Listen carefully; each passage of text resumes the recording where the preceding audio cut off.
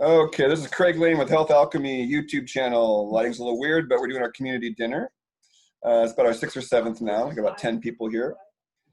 And really exciting. So for you Zoom people that either are afraid to come in person, you can always request to have the Zoom room open and you can attend our community dinner virtually. That's always an option. For those who really still afraid, that's fine. And otherwise you can just watch the recording. So we're going to go to a few questions tonight. I don't necessarily have a big agenda. So we're going to be talking about the fall energy and what organs are kind of dominant. And there's a ginkgo tree that its leaves are falling in the fall, and little signature golden color there, if you see it, the ginkgo. And we're going to talk about some diet basics and then what happens with long-term stress. And the long-term stress is kind of just what we've been talking about with COVID this whole year. You know, long-term fear really is what most of us have to face with COVID. So we'll start with some diet basics, and I may or may not take questions. I might just wait till the end. So if you have a question, just hold it until I take them. That way the recording will go more smoothly. So with diet basics, I have a 4-foundation health system. And so the first health foundation is what I call the chooser. And so how do you know what you should eat? So if your ancestors are from a northern climate, it's going to be a different thing you're going to need for your body and cells than if your ancestors are from the tropics. So if your ancestors are used to eating millet and you're trying to shove rice down your throat, you may not do so well with rice for a while. For example, I started eating seaweed 25 years ago, and I had gas from I just kept pushing through it. I'm that kind of guy. I had horrible, horrible symptoms. Like you can't believe 20 bowel movements a day kind of symptoms. Wow. From seaweed? Yeah. Oh, back in the day, I had a really reactive digestive system, and I could have 20 bowel movements a day on a bad day. And I had a form of Crohn's. So wow. Believe me, I've suffered with the best of any digestive case. And so I just kept going. I'm gonna force my body to adapt to digest seaweed. And after about a month, it finally kicked in. Because I knew that I needed seaweed. The minerals are very calming on the system. It's a good example of, so if you're not programmed, you could make the argument that you could adapt, you know? So there are people that have adapted eating fruits and vegetables only. They definitely have. Generally, that works better in a tropical climate. Generally, if you're living in Alaska and it's 35 below zero outside, you ain't gonna do too well on fruits and veggies that are raw, folks. No. You're going to die. You know, you're not going to survive. Right. So it's all about context in my world. What do I need, Craig? Well, where do you live? First of all, if you live in Alaska, it'll be a different diet than you live in Ecuador. That should be obvious. So that's one thing is, you know, what's your ancestors? What they eat? And where are you living now? So if I travel to Costa Rica, my diet's going to change dramatically. I'm not going to want a big juicy steak that I normally eat every day. I'm going to want fish and fruit and watery vegetables. Yeah, that's it.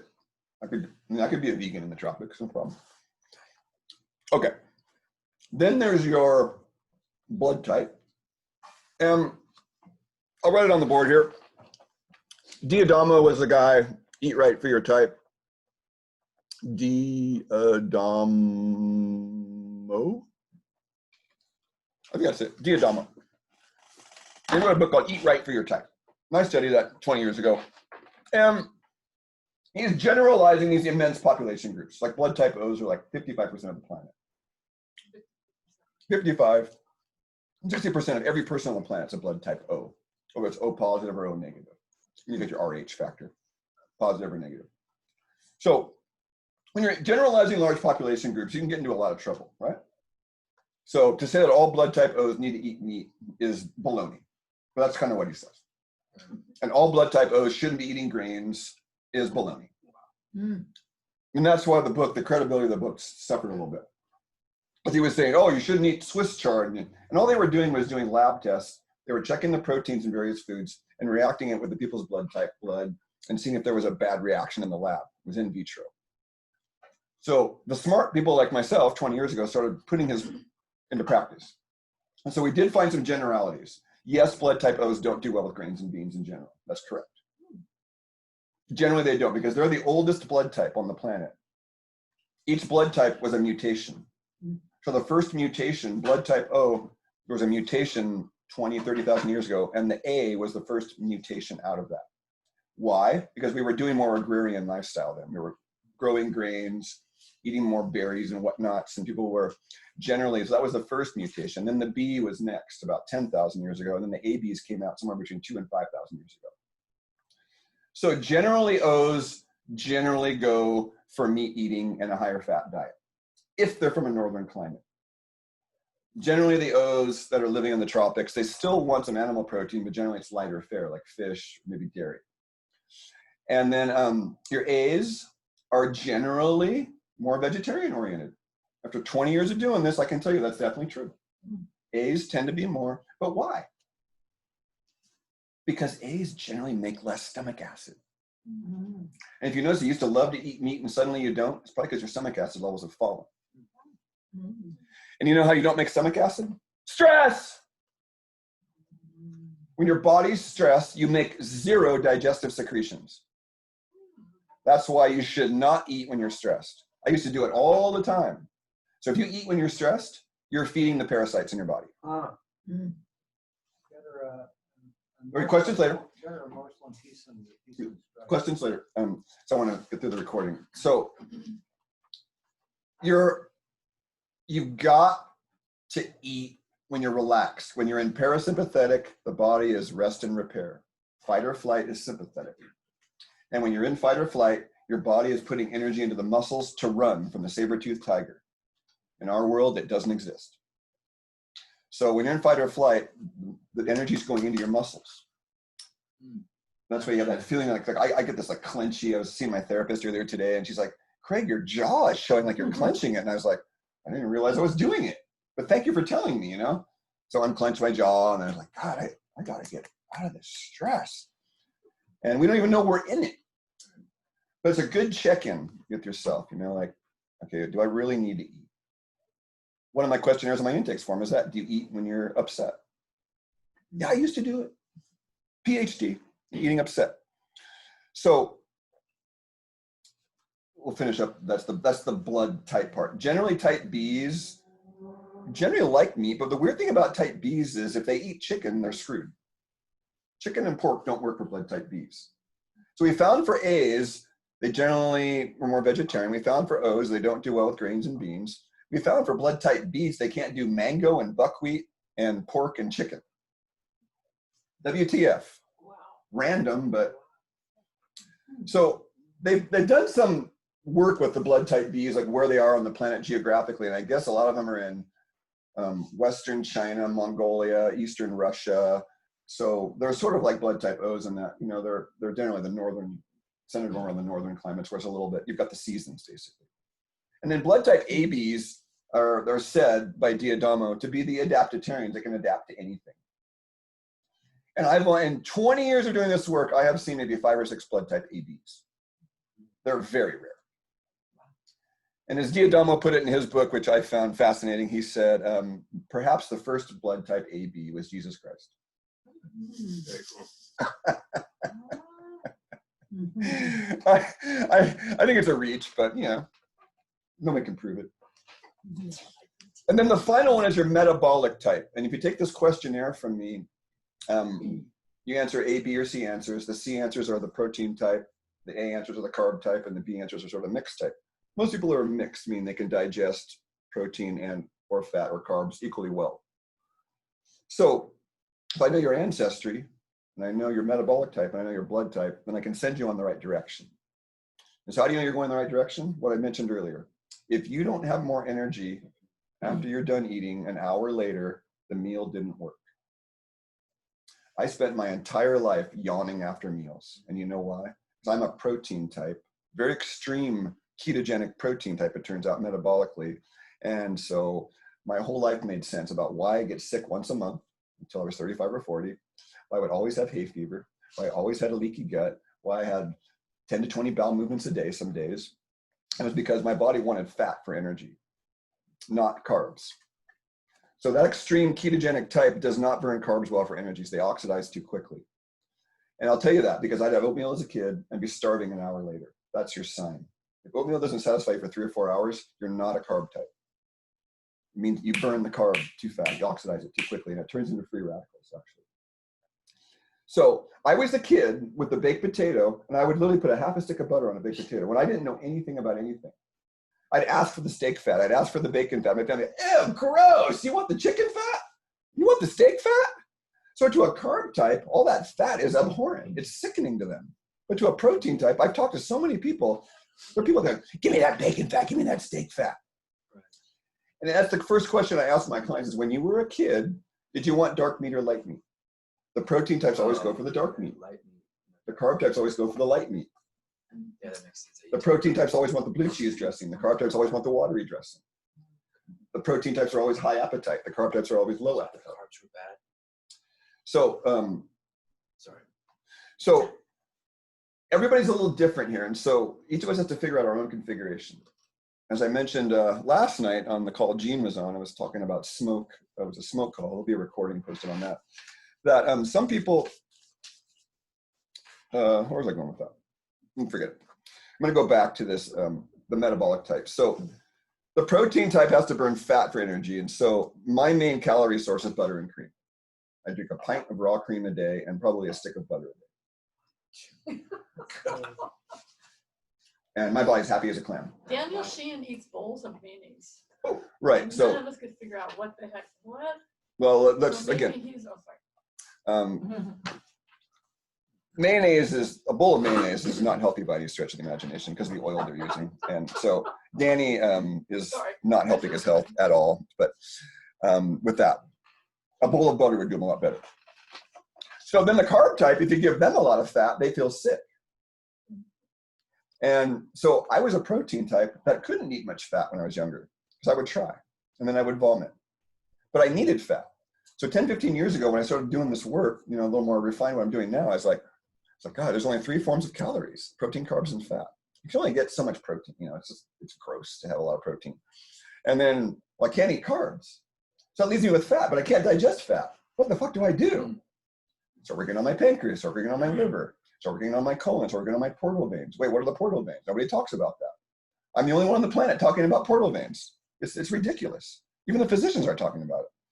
So if your lymphatic system is clogged, your pancreas doesn't work, your intestinal lining's messed up, your portal veins don't work, and your liver doesn't work, you're not going to process fat. And I had all of the above.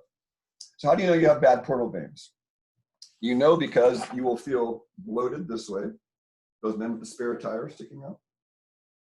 That's portal circulation. All the veins in your intestines go back up to the backside of the liver. They carry all the fluid from what you're eating up around here, and then the liver processes it, and then it goes out into circulation. So it doesn't go from intestines to general circulation. It goes through these veins. They're the only veins in the body that don't go towards the heart. All the veins by definition go towards the heart. These veins go towards the liver. Your small intestine, your large intestine, your stomach, your spleen, your pancreas, your colon, all of it. Your rectum, they all go to the liver. So if those veins are clogged, it's supposed to be that big and they're only that big due to atherosclerosis, that's where it starts, is in the portal veins, then you end up with hemorrhoids because the balloon's getting bigger, right? You see it going out this way. It's also going back into the spine. It's also going down into the sides, like a balloon would. So then, Craig, I got hemorrhoids, portal vein stagnation. Craig, I got varicose veins, portal vein stagnation. If your freeway has gridlock, what happens to the on-ramp? Backs up. Varicose veins are not vein issues. They're portal vein clogged issues.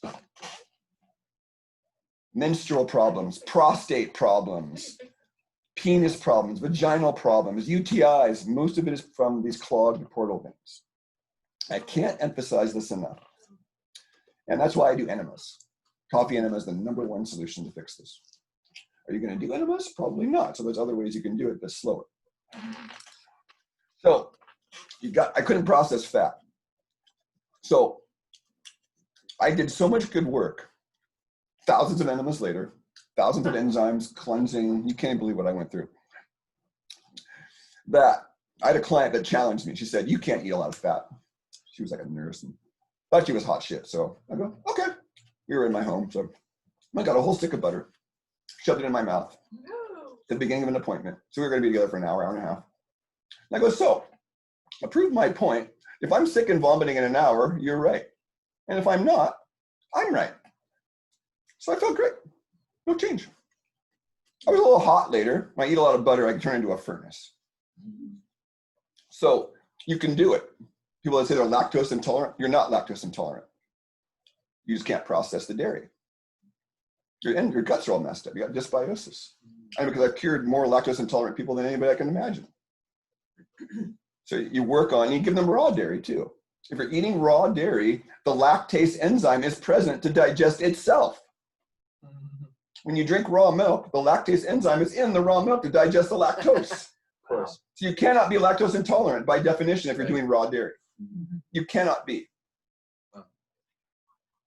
So, and I'm not saying to drink raw milk, that it's not a good food for most adults. I would agree on that front, but I drink it because I do well with it. And there's that whole thing with the type of cows these days too. You know, there's GMO cows running around, and it's just sad, but they're the Holsteins. The Jerseys are like, generally the Holsteins are the ones that are kind of GMO'd. So what each of us has to figure out based on all this is blood type, metabolic type, and where I'm living is how much cooked versus raw do I need, and in what season? Do you want to have a big raw salad when it's freezing cold outside? Hell no. Do you want to have your oven going when it's 100 degrees outside? Hell no. So you see, some of it's just common sense. So each of us, that's why there's a teeter-totter there. There's a teeter-totter for each of us. And I mean, Jean's going to hear this probably 100 times in the next few months because it's so foundational. Back in the 30s, 40s, and 50s, they were studying what happens, I mentioned it earlier, after you eat. And they were calling it digestive leukocytosis. The leukocytes are your white blood cells. And so there was noticing, like, the more refined foods, the more cooked foods you ate, the higher was the white blood cell count an hour to 2 hours after you ate. So what they were doing was they were measuring white blood cell count in the blood before somebody ate. You give them all kinds of different types of meals. And if you want to write down the guy's name, his name's Edward Howell, was the champion of this research. Edward Howell. It's amazing stuff. His book is called Enzyme Nutrition, written in the 50s. Edward Howell, Enzyme Nutrition. And so Edward Howell wrote a book on enzyme nutrition. That was the main conclusion, was that you have got to have at least 51% raw day in and day out to not have an elevated white blood cell count after you eat. So that was my big takeaway, was there's some ratio for each of us, because that's not the same for all of us. It's not 51% for all of us. And in the wintertime, you got to suck it up, because not a lot of us want to eat a lot of raw food in the winter. I don't want 51% raw in the winter. I want more cooked food, right? So I take digestive enzymes, and we could have a whole class on just enzymes alone. So cooked versus raw, there's a ratio there. Then there's fiber and types of fiber to no fiber. I'm a guy, if I do too much fiber, fiber's not great in large amounts. It's a dose. We're all dose dependent. If you do too much fiber, you're going to bind minerals and carry them out of your body. Not good. Not enough fiber, well, you constipate and you get what's called auto intoxication. Ew. And Jean's had some entertaining stories, so I'll continue with one of them.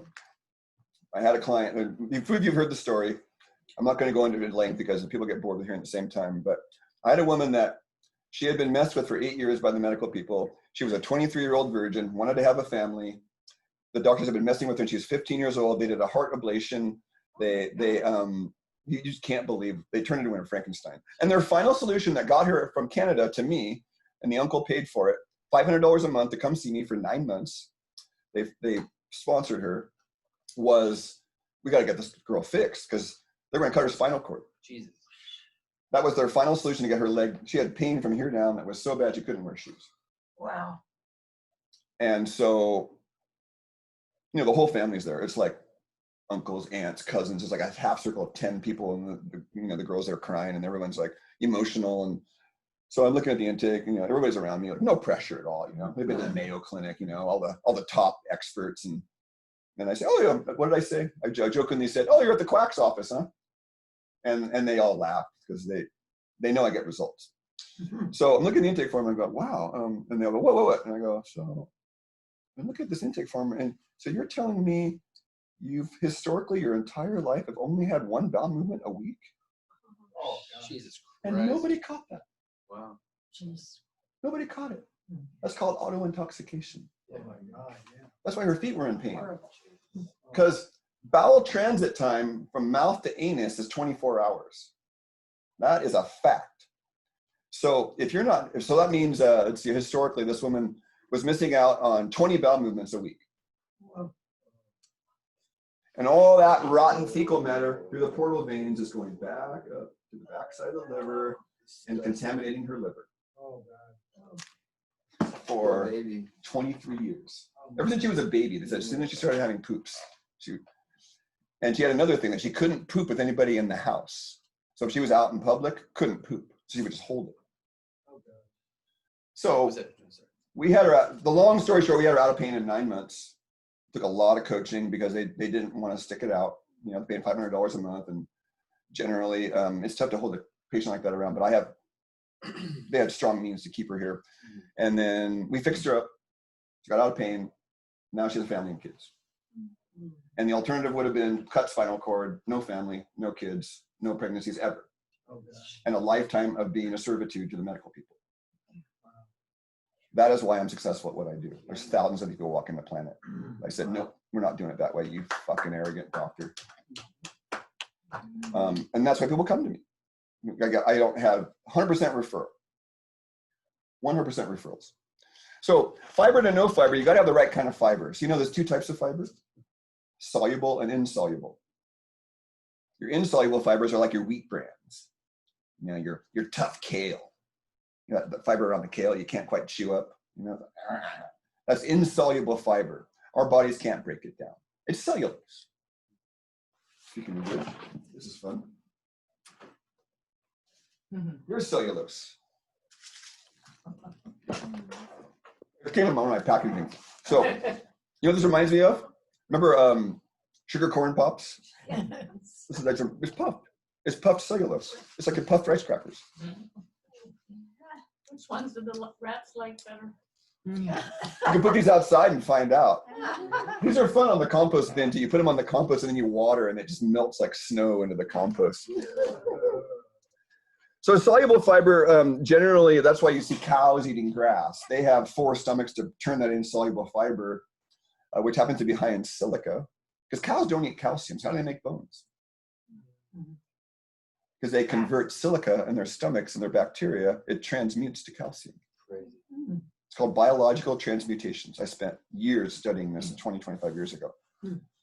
Same thing with chickens. They don't eat no calcium-rich foods.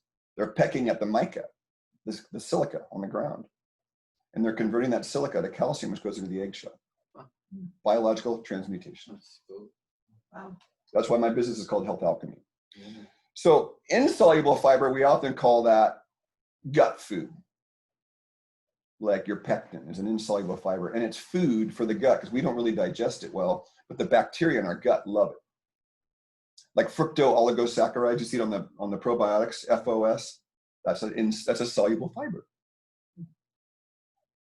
Chia seeds, flax seeds are very high in soluble fiber. And soluble fiber tends to be regulating. So if you're constipated, it'll get you moving.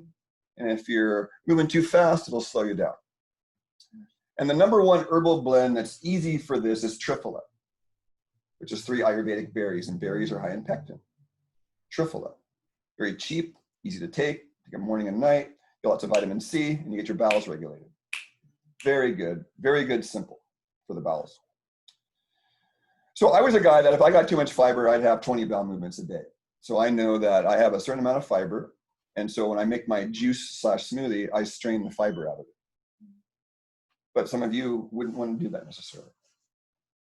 Then finally, the most important ratio then is see how one side says fat with an upward arrow, this says carbs? So your ratios of protein to carbs to fat. Everybody needs to get those ratios correct because that will determine whether you have energy after a meal or not. So my whole life, low energy. I was overcarbed. Too many carbs lowers my energy and causes inflammation. Barry Sears wrote a book called The Zone many years ago, and he talks about when you're in your zone, you're eating the right amount of protein, carbs, and fat. This isn't new information. This has been around for 30, 40, 50 years. You just don't hear about it because the media is propaganda. And they want you to be a medical slave your whole life. So when you get the right amount of protein, carbs, and fat, but what about the right type? What type of protein, carb, and fat? And when? There's a lot of investigating you can see to start out with. So I know through investigating for 25 years that I'm a meat eater. I tried to be a vegan. I was a vegan for 2 years from 1995 to 1997. And for the first 3 months, it was the best diet of my life. And for the remaining 21 months, it was the worst diet of my life. I lost my libido. I lost my energy. I dropped to 155 pounds. And I was always hungry. And that always hungry was my sign. I needed to go back to butter and meat. And as soon as I did, my libido came back, my energy came back, and my weight came back. Now, my vegan spiritual guy died. He had to. I would still prefer to be vegan in a lot of ways.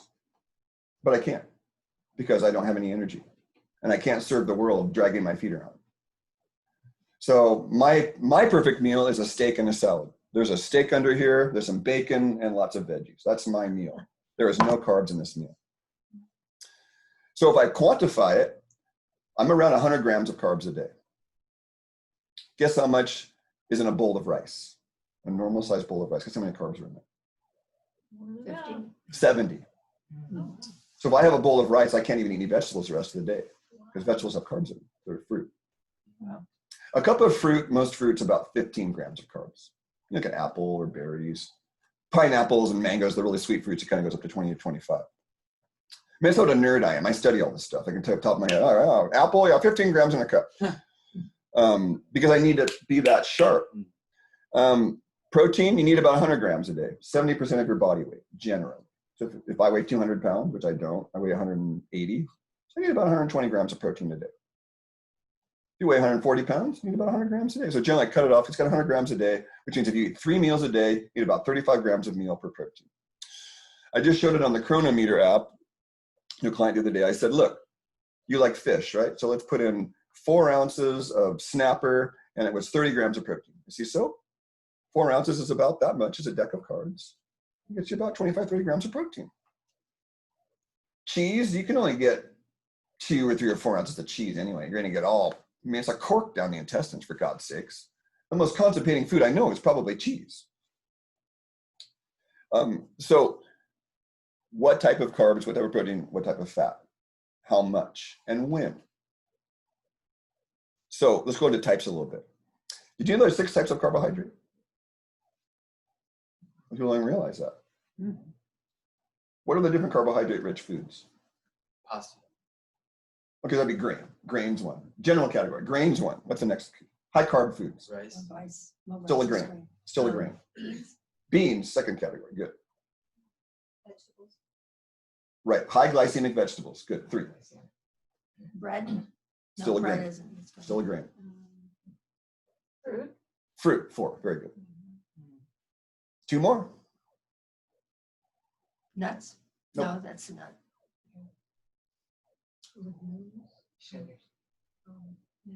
Simple sugars. Very good. Honey, maple syrup, granulated cane sugar. You know, the kind of list goes on. Okay, good. Concentrated sugars. There's 1 more. Desserts. Like ice cream. Some people are allergic to it.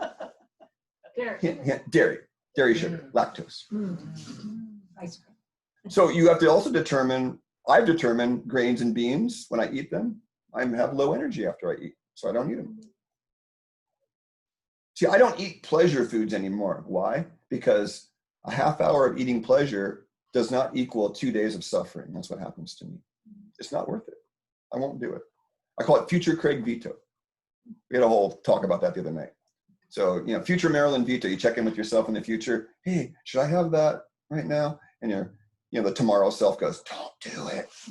You better act on that. Future self veto. That made you smile, see? Future self veto. My clients love that. I came across this, this is recording, I don't know. I came across this when I was in a massage practice pretty deep, and I'd work till 9 o'clock at night, and I would eat chocolate and smoke pot and watch Seinfeld, and then be like having a good old time from 9 till midnight, and then I wake up in the morning and feel like shit, and I'm like, fuck, night guy's fucking over morning guy, right? Night Craig's fucking over morning Craig. So I called it future Craig veto, because it's like, I better check in with Craig in the morning Pray in the morning, be like, don't do it. And then that ended that part of my life because it wasn't very skillful to go to bed smoking pot, a bunch of chocolate when you should have done it when I woke up, go surf. So very helpful technique is self-muscle test. Check in future self. Is there a contraction or an open? This is a good spot. You just kind of, I have a guy who muscle tests like this. I take a product. If there's a backward lean, it's a no. It's a forward lean, it's a yes. All his herbs, all his products, all his food. That's another story. This guy didn't have a memory for 30 years, but he was coaching Intel executives and Google stuff. He was a genius in the moment, but he couldn't remember anything beyond the moment. And he had parasites in his brain, and it was just a crazy case. Yeah, I love these kind of stories. Long story short, he was at Five Branches seeing Joanna Chow. After 4 years of working with her, she goes, now you're ready for Craig Lane. And I don't even know Joanna Chow. And I'm like, what do you mean you're ready for Craig Lane? He goes, well, I don't know. That's what Joanna said. And Joanna knows, well, a lot of people know, and they come and see me, is you're going to get hammered when you come see me. There's nowhere to hide. All your addictions, all your problems, all your habits. It's like the flashlight. Oh, you don't like a little shadowy guy. What are you doing over there? So within 3 months, he started having memories, this guy, after working with me. He had a homeopath, he had an acupuncturist, he had a medical doctor, an osteopath. This guy had the team because he had a lot of money. His wife was managing his whole life for him.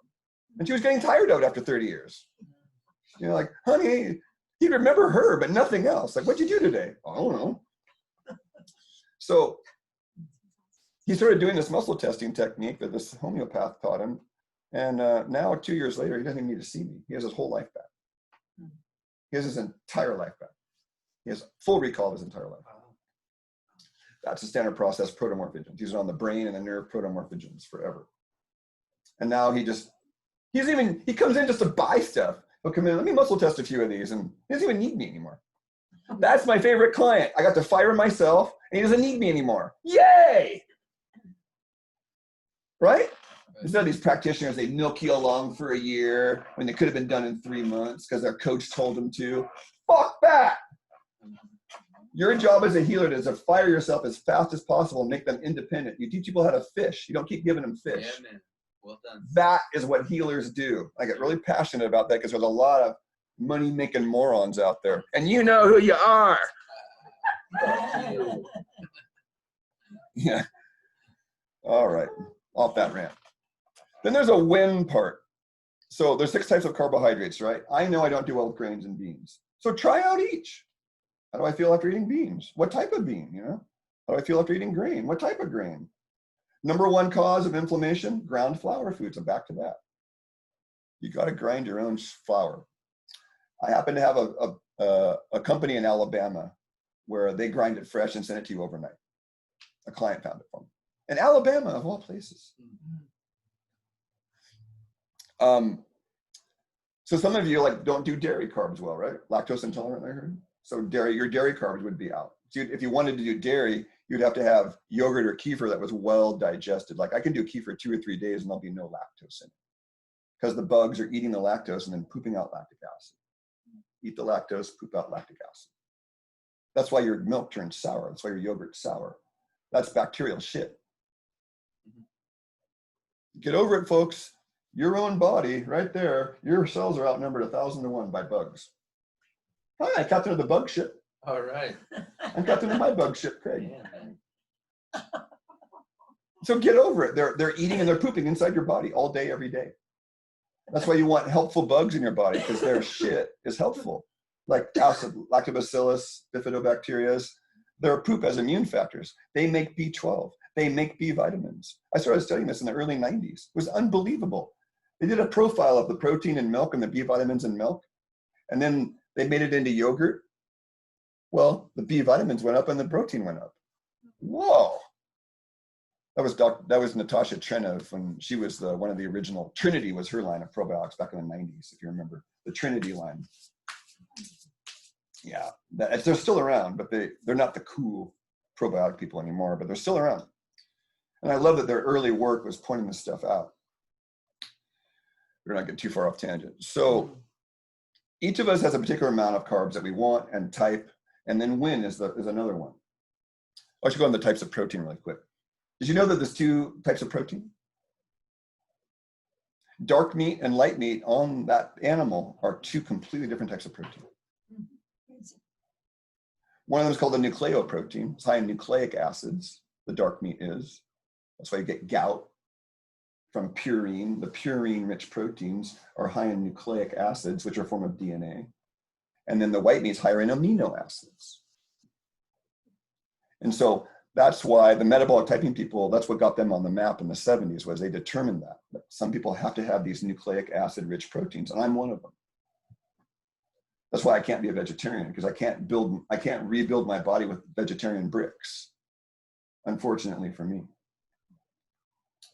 And many people find that out. You know, a lot of people that they think they should be vegan. And unfortunately, I've converted more vegans to meat eaters in the Bay Area than probably any other practitioner in the last 5-10 years. 2 examples. I have 2 female clients. They were 22 years old and they were not bleeding. In the prime of their lives, beautiful goddesses.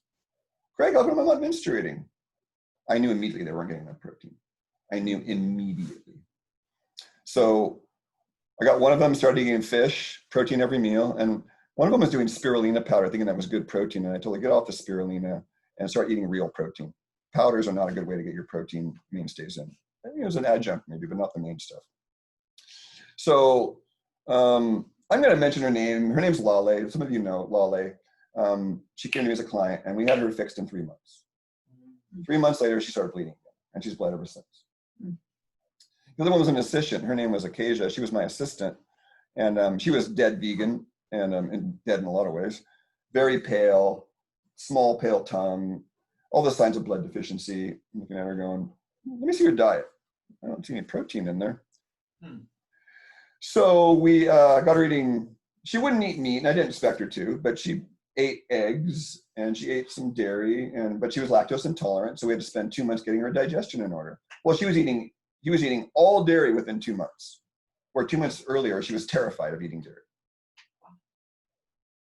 But she's 22 years old, for God's sakes, you know, so she healed fast. And then she was also bleeding 3 months later. And then she became my assistant. She was so impressed. Now she's in naturopathic school in Boston.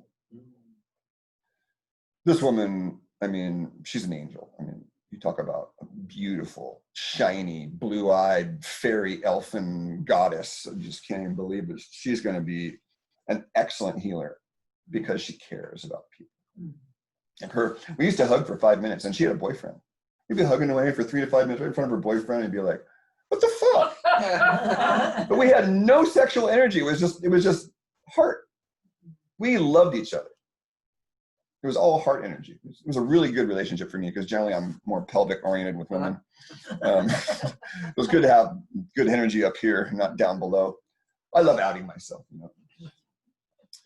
Okay, finally is types of fat. So if you know that, generally go back to when you were a kid. You knew what you needed when you were a kid. We all did, but we got brainwashed out of it. Oh, low fat. That's what I kept hearing as a kid. Oh, fat's bad for you. You're going to get cholesterol and heart disease. That's a bunch of horse shit. It's a bunch of horse shit. Carbs make you fat. How do you fatten cattle? You feed them grain. How do you fatten a human, which is also a mammal? You feed them grain. Right. Bread. There's even a book that says, eat fat, lose fat. For God's sakes. But if you're a carb type, you've got to have carbs in your diet. So there is a vegan type. There literally is. They're sort of rare in this climate, but in the summertime they kind of come out. You know, they're vegan for the summer and the meat eater in the winter, which is fine. So fat then is, your fats are what your cell membranes are made of fat and cholesterol. So there's your DNA. There's your cell membrane. I'll put a red. There's a double layer. It's called a phospholipid bilayer. And so there's little cells here that line yours, and they're made of mostly fat and cholesterol. So the amount of fat, and it turns out the brain of the cell is in the membrane.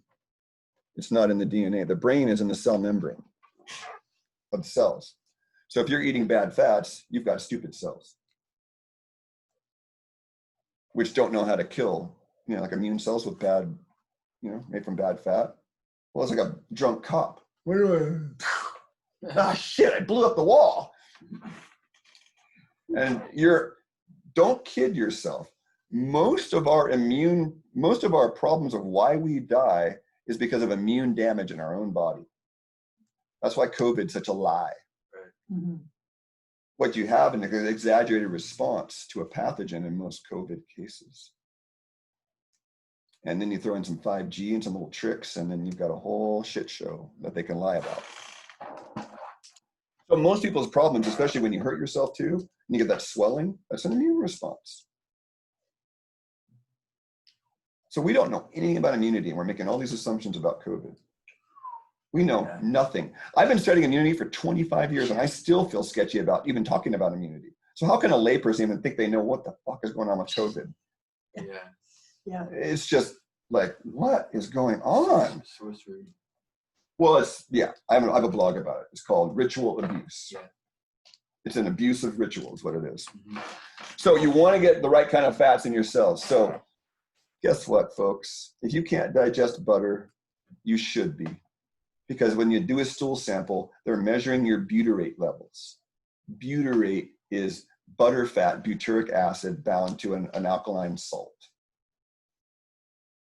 So if you can't, our bodies on the planet have been with dairy cattle most of our existence. We've been eating butter and dairy from various animals most of our thousands and thousands of years. So our body, our gut cells make butyric acid. Our gut cells make butterfat, and they also eat it. So if you can't tolerate it, you better do some work so you can. I love butter. That's right. Big time. Now, I know a number of people that just can't. And for whatever reason, usually there's one: goat, camel, sheep, cow. What other butters are there? Horse butter, I guess you could. Human butter. Buffalo butter. Buffalo butter. Goat butter. Goat butter. Yak butter. Elk butter. Moose butter. Apple butter. Butter. Deer butter. Deer butter. Yeah, Deer cat butter. White Oh my goodness. Bird butter. No, I'm kidding. All right, this is getting, okay, I gotta rein this in. So fat, cell membranes. So wind is another important piece. So if I have carbs with my breakfast, my entire day is ruined. I have a best friend though. He has to have carbs for breakfast or his whole day's ruined. He's the opposite of me. So he makes his own homemade sourdough rye bread 3 times a week. He grinds the rye berries fresh. And I actually taught him how to make it in 1994. And he's still making it. He's up off the grid in Laytonville, this guy. And he was the wimpiest, vegan, soft-spoken, unmale man I'd ever met in 1994. And we hammered him into shape. And now he's the principal of Laytonville High School. Woo. And he hunts. Yay. He's a man! Yay! We wanted to kick him. He was such a little wimp. Dude!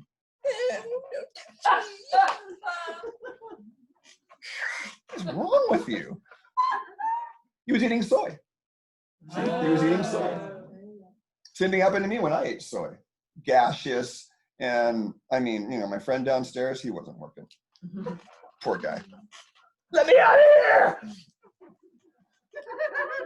So you have to determine when you need certain things. So, like the people that do the weightlifting, they do their carb loading before they're going to do their. So some people, you have to find that out. I can do carbs late in the day because carbs generally slow us down in general anyways. So if I have my carb treat, it's usually after dinner for dessert. If it's not too late. I mean, Gene probably hears me farting around the kitchen every now and then at 10:30 when I shouldn't be eating, but I'm my own best hypocrite. I generally am so busy right now, I don't have time to eat during the day. But it is important to realize that some of you are going to need your heavier carbs later in the day, and some of you are going to need your heavier carbs early in the day. And how do you find that out? You take the metabolic testing test. And you track an hour after you eat. I have all the tools for that. Gene knows. There are tools for all this you can track. Okay, let's check after I ate. The 3 parameters are: you should not have cravings an hour after you eat for anything, except for maybe a little water. You should have more energy, and your brain functions and your emotional body should be renewed. If you don't have those 3 things an hour after you eat, the meal didn't work. 20 years ago, I'd always crave sugar after I ate. Those weren't my cravings. I wasn't breastfed. So I had a yeast colony living in me since I was born. Because the first thing that went into my body was sugared soy formula. Whoa. Well, they talked my parents into it. My mom and her 2 sisters, the doctors convinced them that formula was better. Whoa. Yeah, it's too bad. There was a lot of us that, I'm shocked. I had allergy shots too, from age 5 to age 18, 10 in each arm for 13 years. That's up to about 18,000 shots Jeez. over 13 years. So the fact I'm alive is because of spirit. I mean, I had a death wish for a lot of years. I mean, I even tried to take my life a number of times, and here I sit. So, thank God for that, right? I wouldn't be teaching if I wasn't there. Amen. So that's the part for diet basics. That's some real basics. Okay. The other thing, we're not going to go into the seed energy much, but in the season now, that we can tie it into this is, so the energy is going this right now, right? In the spring and the winter, the seeds sprout, right? And the energy is going in all directions. The roots are going down, the leaves are going upwards. Then you got the heat of the sun where we just passed, it's summer. And now you got the fruits, right? Harvest season's coming, all the squashes and all the fruits are falling from the trees, fruit, flower, leaf season. And see, then the seed is the most contracted energy, isn't it? The energy is doing this, now it's doing this. How do we know that? Well, the light is decreasing, right? And the heat's decreasing. And so nature's contracting right now. And so this is the season where they say that the metal element is dominant in Chinese medicine. So seed energy is sort of metal element. And the 2 organs in the circadian rhythm of the year are the lung and the large intestine. So Jean, you can't answer this question because you already know the answer. Neither can Terry. Neither can, well, Monica's heard it too. So those of you that haven't heard this, what do the colon and the lungs have in common? What is their mechanism of action that they share in common? The lung and the colon. Getting rid of toxins. Okay, that's one part of it. What's the other part? They're letting go. What else are they doing? Letting go of toxins. That's half the equation. Absorbing. They're taking in. So the colon, Respiration. the in-breath of the colon is all the fluid going back to the liver via the portal veins. All the bacterial excrement, if you will, and all the fluid goes back up. That's how the colon takes in, and then it lets go of the waste. Did you know that 1/3 of your stool is dead bacteria and your own cells of your intestinal lining? 1/4 to 1/3 Wow. is dead bacteria, dead bugs from your gut, and your own lining of your intestines. Wow. Your intestinal lining from here to here is renewed entirely every 3 to 5 days. Wow. It's a rapid turnover of cells. You're like Golden Gate Bridge guy when they paint the Golden Gate Bridge. You know, it's like, well, they renew it every year. It's like the guy keeps going back and forth. Because by the time you finish the one side, oh shit, I got to start back on the other side now because that's so it's never done. That's how these guys, you know. Job security. And that's why you hear about permeable gut. So if you think of a balloon, most people, their intestinal lining is like a balloon stretched too thin, and stuff gets through that really easy. It's called permeable gut. It was the softer way of putting leaky gut back in the day. And there's a lot of doctors that wrote books about colitis and about comfrey and about intestinal problems back in the 20s and the 30s, and none of their books made it mainstream except for people like me. There's a physician, Dr. McAllister, he wrote a book about comfrey in 1933. Best herb for sealing up a leaky gut is comfrey. Comfrey? Comfrey leaf, The comfrey fruit, root, the leaves. all of it. And then the other book that was written by another doctor about colitis, I have an ulcerative colitis patient, I had her look at it and he goes, you see right here, this is a 3 to 5 year process because most colon cases have grief they haven't let go of yet. There's your metaphor. In Chinese medicine, the organs have emotions associated with them. So the emotion of your lung and colon is grief. The positive aspect of it is the ability to let go and take in, and the rhythm of how we take in and let go in our day-to-day life. That's cool. So the metal element action is rhythm. How's the meter of your life? How well do you take in? So you know you can figure this out? Let's all do a deep in-breath. Like, oh, exhale. Then the question you ask yourself, is it easier to in-breathe or out-breathe? In. So if you're easier in out breath, you're a giver. If it's easier in breath, you're a taker. Generally. Thank you, Terry. You're welcome. Teach yourself. Yeah, teach yourself is all. So that's how you get it, is that's how you understand whether you're out of balance. I'm also a very good exhaler, but a poor inhaler. Then you're balanced. That's great. If you don't notice any difference. And most of us are old enough in this room to know, like, if we have something stuck in our craw that we haven't let go of yet, you know. And one of the secrets of grief is to realize, like Jesus said in the Bible, oh, I want to be forgiven. And Jesus said, you're already forgiven. The grief you're seeking is already present. You just need to line up with it. Because you don't let go. Don't kid yourself. Oh, I just let go. Ajahn talks about this, you know. In Zen, they say, you're not the doer. Then I add on, stop taking credit for what already happened inside you. Like, you don't go to sleep. You can't teach someone how to go to sleep. You provide the conditions for sleep. Dark room, laying horizontal. You provide the conditions for grief, which means sitting in your shit and feeling the pain. That's the conditions to process grief, just sitting with the pain. We're all old enough to know that, pretty much. Okay.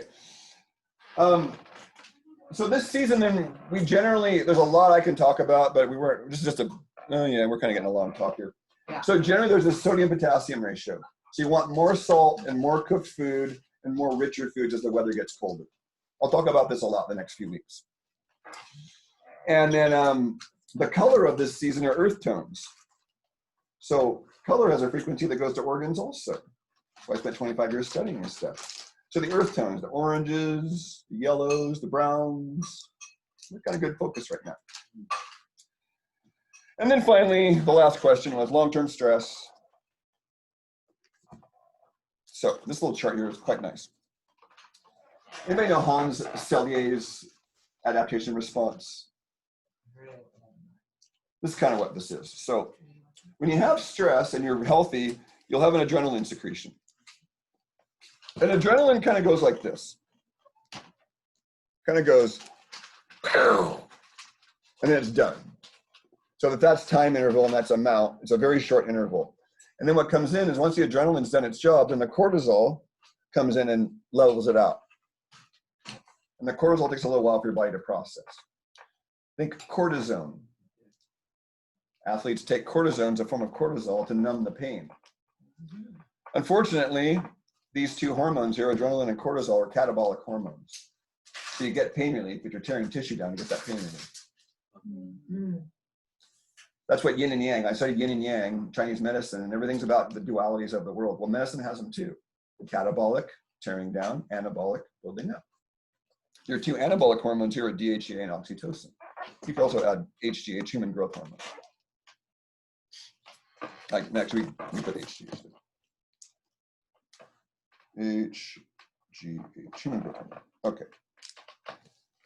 So the more you keep using these are secreted by the adrenals. And the more you keep using them, well, then your DHEA will start to deplete. And see, the next step is these are still being secreted, but then your DHEA and your cortisol and HGH drops. And most of us as adults are somewhere in here. And you can prove this via lab work. I can prove this to people where they're at. I do the blood pressure check.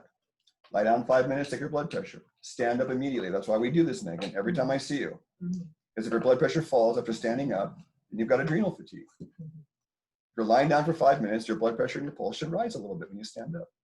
It's an old physician's test from the 70s called Dr. Ragland's test. It's not technologically cool anymore. Nobody likes the barefoot doctor techniques because you don't get to fill out the paperwork, you know? And there's no insurance billing on it because it costs you $0. And that's what I specialize in these old techniques that really work. So when you're in this, and it'll show, well, your cortisol and your adrenaline levels are okay, but then your DHEA and your oxytocin levels have fallen. And you know you're kind of in this secondary phase. But in the end stage, they all collapse. And you can't even make adrenaline and cortisol, where all of them drop. Wow. Well, what we'll generally see before this stage, it's not death, but you'll feel like it. And what happens is people, they get reversed. Their cortisol will be low in the morning and they feel like crap. And then it's the cortisol is supposed to be high in the morning and drop all day.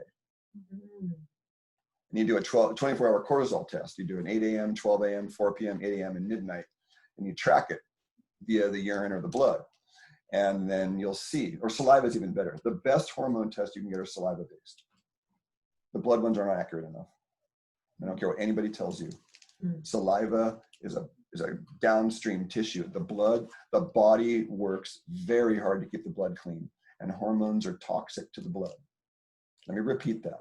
Hormones were originally studied over 100 years ago in toxicology. They have a job to do, and then they're supposed to be done and broken down by the liver instantly. That's not what's happening in today's world. We call it estrogen dominance. That's one of the reasons why the liver isn't breaking down estrogen fast enough. It's a liver issue. So you don't want a lot of hormones circulating in your blood. So that's why a hormonal test from the blood is not accurate. I had 5 years of being trained with saliva hormone testing, and it's far, far superior in terms of accuracy. So you do a 24 hours called an ASI, adrenal saliva index, adrenal stress index. Diagnostics does it, they're one lab. And so, wow, my cortisol is really low in the morning, but it's peaking out at 9 o'clock at night. So we call that dysregulation, disharmony, right? Why is the body making the opposite?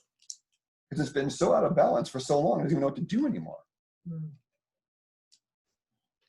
I had a man when I started with the Santa Cruz AIDS Project back in 2000 here locally. I had a guy that he couldn't feel normal until 2 o'clock every day.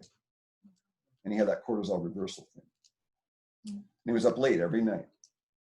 And we had a housemate here that this kid, this 12-year-old, he was so phone brainwashed that he would stay up till 4 in the morning playing video games. Oh my God. And then sleep till 12 or 1. 12-year-old. And then sleep till 12 or 1. Oh, it's torture. Wow. And the mom thought that was okay. Jesus Christ. I'm like, Mom, Oh my God. your son's gonna grow up to be a zombie.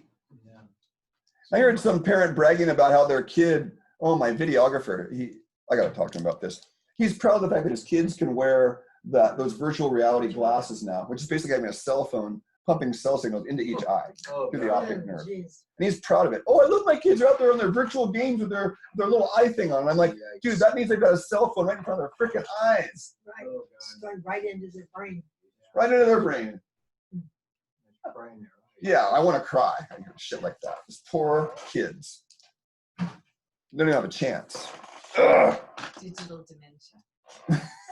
Yeah. Yep. Digital dementia. Digital dementia. Yep. We have it too. It's not just. Oh, don't kid ourselves here.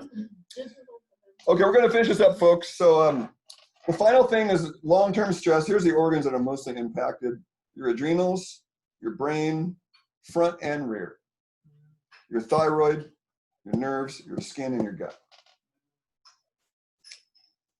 So if you've got gut and skin problems, you might want to look at your stress levels because they're almost always correlated. Guys, when they start losing their hair a lot, suddenly, alopecia, it's generally from stress. You know, when your nose dries out, you can't figure out why, your eyeballs dry out, usually long-term stress. Yeah. So when you say long-term stress, what are you talking in terms of? Years. Oh. Years. Yeah, we're talking years. So that's what I'm looking at when somebody gets their intake forms and I do an exam. I will sneakily smell their breath. I'll try and smell their body odor. So that's the first thing it's like, if you got smelly breath, that means your stomach's rotty. If it won't go away. I got a best friend. I have to, every now and then I've known him since 25 and sometimes he has horse breath. His poor wife. I'm like, dude, your poor wife, like your stomach's rotting. So we'll get a bunch of greens and do a cleanse and his breath will get better. And then he'll forget like he is right now. And that's how my son was like, oh, I thought the farmer's market people. Dude, you stink. And the wife's so nice, she won't tell him, but she's always nodding. Thank you. Thank you. I gotta sleep next to that all night. Stinky. Oh my God. Stinky. But he doesn't eat enough. This is a classic case of a meat eater not eating enough vegetables. If you're a meat eater not eating enough vegetables, you're gonna stink. That's true. When I was vegetarian, I had no body odor. It was kind of nice. But Oh, that meat's rotting in the stomach. no, it's not rotting. That's incorrect. Don't say that. That's totally incorrect. So what's making the stink? The stink is just animal protein in general. It's not rot. It just smells, right? It's not rot. And sure, if you don't make enough stomach acid, it might. Sure. But Not necessarily. most of us that have body odor, especially because your colon goes right here and your colon goes right here. So BO from the underarms is generally because your colon's rotten. And I don't care who you are, vegetables will rot in there, fruit will rot in there, grains will rot in there, beans will rot in there. It's not about meat. I actually think most vegans have more of a rotting gut than meat eaters, to be blunt. What? Because they're already low stomach acid from chronic stress. See, and if you don't make stomach acid, you can't digest anything. I don't care who you are. You have to make stomach acid. What if you're not too stressed? You're doing okay. I'll generally play devil's advocate quite a bit on this because I was a vegan, you know, so I like to fuck with the vegans because I got fucked with a lot. I had a few teachers that were meat eaters when I was a vegan. They just schooled me. So, yeah, If you're a vegan and you don't get a lot of like bowel movements, is it maybe a lack of water? First thing to try. Matter of fact, I have a document that all my clients get. It's a do-it-yourself document, and it has Monica saw it. It's the 15 questions I ask myself why somebody might be constipated. There's only 15 questions I have to go down the checklist. And the first one's, water, for God's sakes. Water and fiber. Oh, a good example of this, I had a friend, Mankind Project guy, and he was proud of the fact that he only cooked food. And I told him years ago, I go, you're going to run into something down the road. That's because of what I was telling you guys earlier. So he comes to me earlier this year, he's like, fuck, man, I'm constipated. What do you think? Eat some raw veggies, it'll go away. Fuck you, you're not right. Did some psyllium, it didn't go away. And Metamucil, it didn't go away. I'm like, I'm sitting there going, well, whenever you're ready, I'm waiting for you. Cultured vegetables will make them go away too. Right, so I said, think of vegetables as cooked, cultured, and raw. So you got 3 types of veggies. Just add some sauerkraut in, and maybe about 3 raw carrots tomorrow. So I was just thinking, carrots, celery, radish. They're easy, right?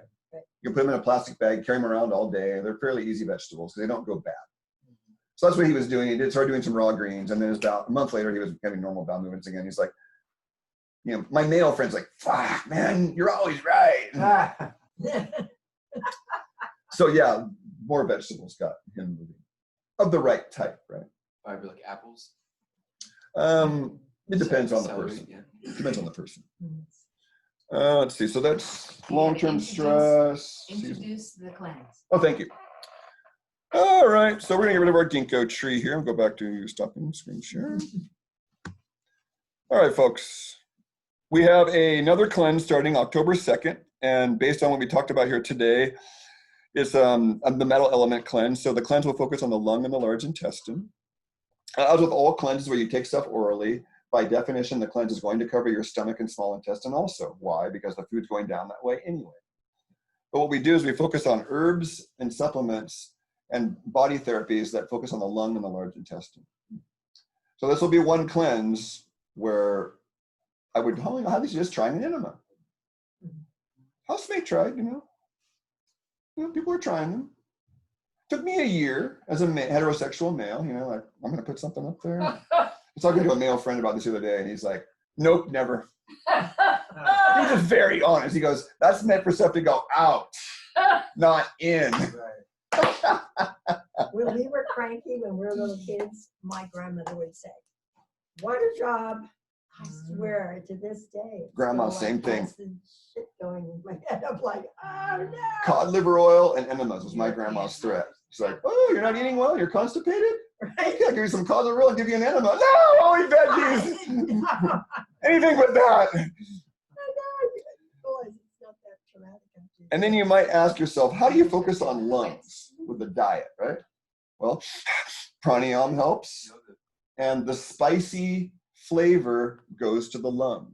The pungent flavor goes to the lung. The sour flavor goes to the liver. The bitter flavor goes to the heart and small intestine. The sweet flavor goes to the digestive tract. Which one did I leave out? The salty flavor goes to the kidney and the urinary system. So you can actually target your therapy. So if I'm giving someone an herbal blend and I want it to go to the lungs, I'm going to add a little ginger in there. It's a little bit spicy. If I want to do an herbal blend, I want to have it go to the kidneys more, I'll give them something a little salty. If I want to have herbal blend, I want to go to the liver, I'm going to give it something a little sour in there, like Schisandra berry. Yeah. Gingerberry, what is it? Schisandra berry. So if your digestion isn't good because of the lack of water or fiber, do you think you could overdo, what was it, sweets, like eat too much sweets?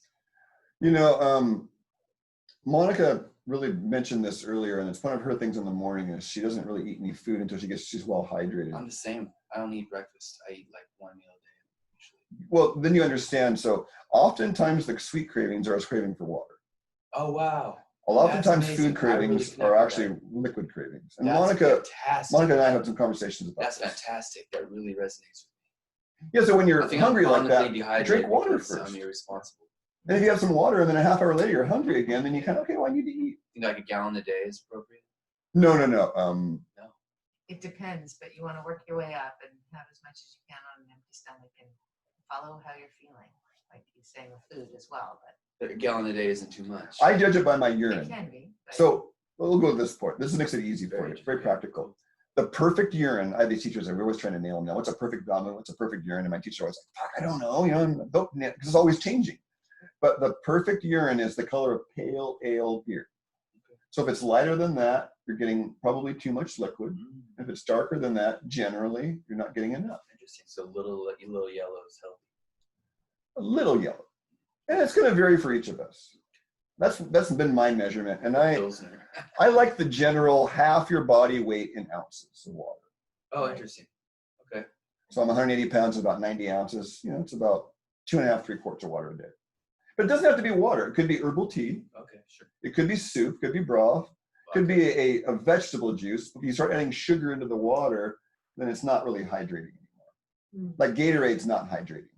That is the biggest load of. That's sugar, right? I won't say it. That's the biggest load of SHIT out there. Thank you, FCC. I didn't say shiite. And these athletes wonder why they get cramps. I was watching this football game the other day, and these guys are getting all these cramps in the hot weather, and I'm like, well, they're drinking Gatorade. They're dehydrated. No wonder they're cramping out. You know? Yeah. So, Wow. Great question. So October 2nd, lung large intestine cleanse for you. Sign up today, $2.99. Tomorrow, $4.99. That's your emotional sale, folks, from Health Alchemy. And we'll be doing this again next week. Monica will be leading, and we'll probably post something about what the topic might be. And you don't have to do a recorded talk if you don't want. But I might do something, just record something and put it out there. Okay. And then the cleanse, that October 2nd, I think we'll have a community dinner right before that. And there will also be a retreat the second weekend in October out at Heartland Collective down below Auburn to enjoy and relax during the cleanse. So inquire with Health Alchemy, and you too can be in higher health. Thank you very much.